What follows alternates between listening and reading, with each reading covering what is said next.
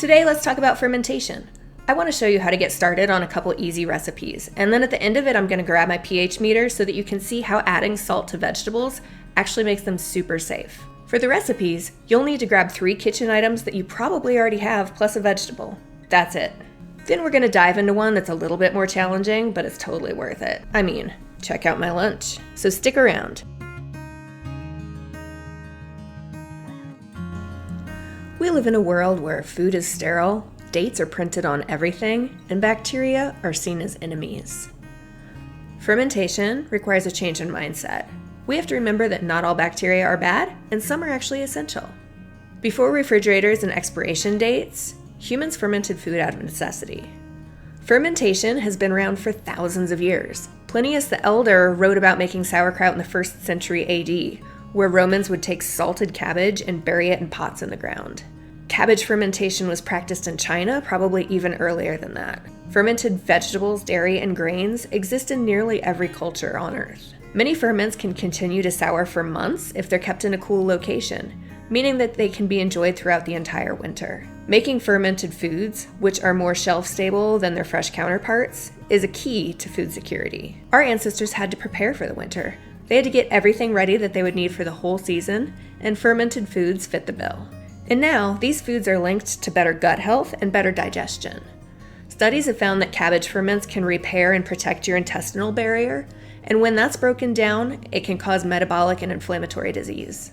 In addition, the fermentation process increases the bioavailability of nutrients in the vegetables, often making them more nutritious than the original vegetable.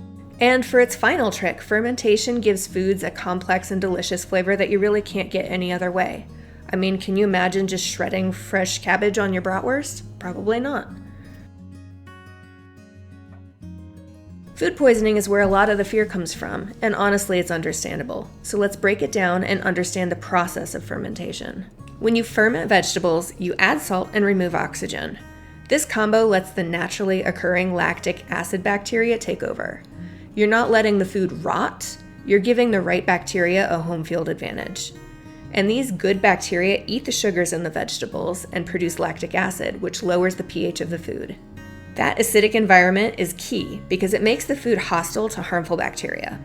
One of those harmful bacteria is the one responsible for botulism. Let's see if I can say this right. Clostridium botulinum. It cannot grow in acidic conditions. So properly fermented vegetables drop below a pH where botulism can survive. And we've also added salt, which kills botulism, so it's kind of a 1-2 punch. Botulism is mainly associated with improperly canned low-acid foods, which is a totally different process than vegetable fermentation. When we get to a canning video, we'll talk more about botulism. So while caution is always good, salt-fermented vegetables are not as dangerous as they're sometimes made out to be. Okay, enough of this chatter, let's get to the recipes. Today, I'm helped by my younger kid. We're gonna give her a nickname for YouTube. Introducing Chef. Chef is chopping up a bunch of cabbage for me. Make sure to get a full head of cabbage, not the pre-washed, pre-cut stuff from the store. We don't want these washed off obsessively.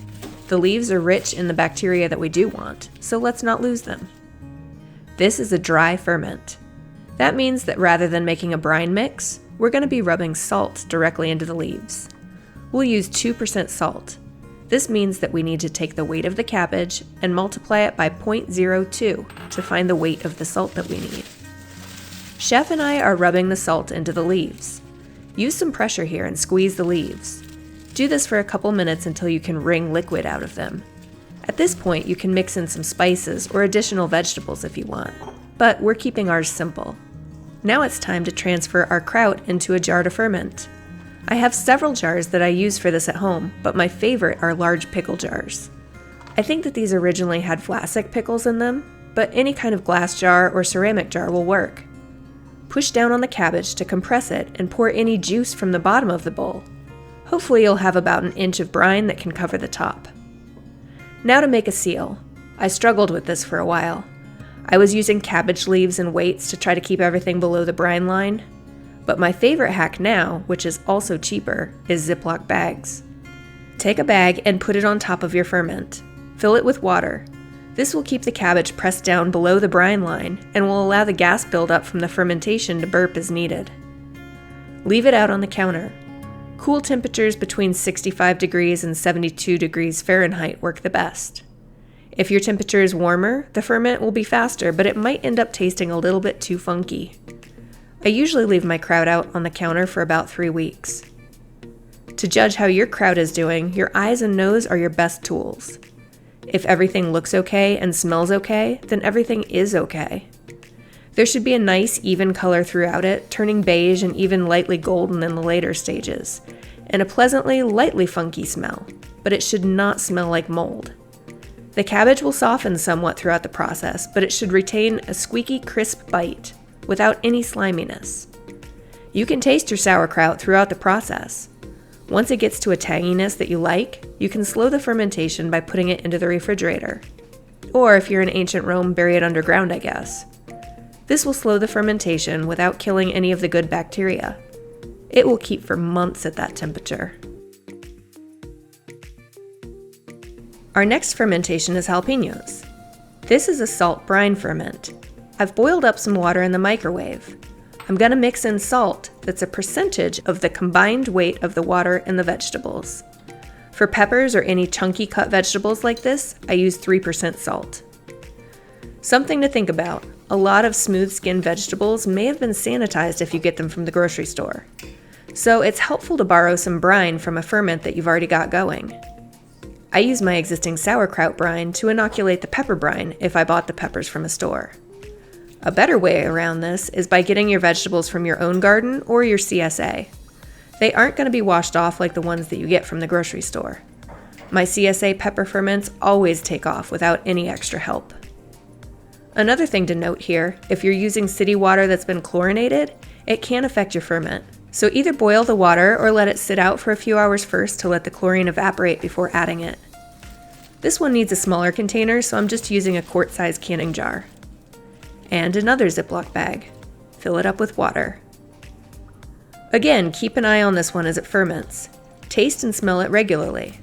I let peppers sit out on the counter for a few months if I'm making hot sauce, and a little less time if I just want fermented jalapeños to throw on my sandwiches. Then it goes into the fridge. Kimchi is one of my favorite fermented foods. I love to throw it on sandwiches, fried eggs, soups, just about everything to give it an extra spicy and savory kick. This one starts off as brining. This dehydrates the cabbage and creates a good environment for those lactic acid bacteria. After about 6 hours of brining, drain and dry off the Napa cabbage. I'm not Korean, and I'm kind of a beginner at making kimchi, so I'm going to direct you to the fantastic recipe that I use in the comments below. Her recipe is whole cabbage style, which I haven't tried yet, but these are the exact ingredients I use for the paste, and it's great.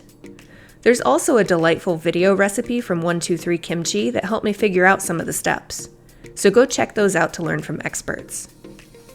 I'm mixing the cabbage with the spice blend now. Use gloves if your skin is delicate to capsaicin. Mine definitely is. Pack it into jars and make sure that the brine line covers it. And you guessed it, here's my Ziploc.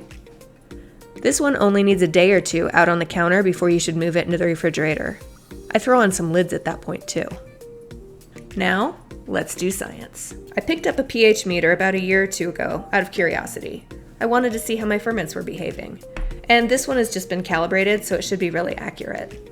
My sauerkraut's now about 10 days old, so I'm curious to see what the pH is. And remember, anything below 4.6 is going to be safe from botulism. Let's check.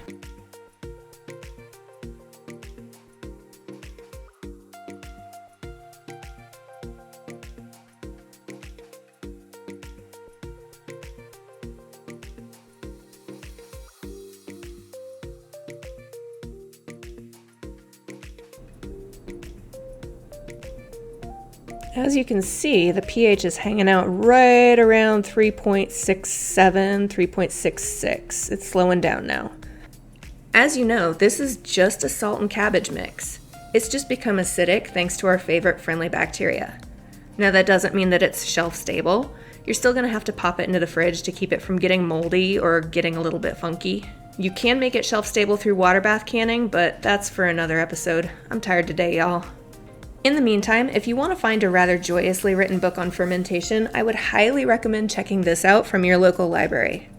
Katz also has a YouTube channel, so I'll link that down below too. Highly recommend checking it out. And remember, fermentation isn't risky when it's done properly. It's ancient, elegant, and surprisingly forgiving. And once you understand why it works, your fear can turn into confidence. So try fermenting and let me know how it goes. Remember to subscribe and stick around for more food preservation content. See you next time.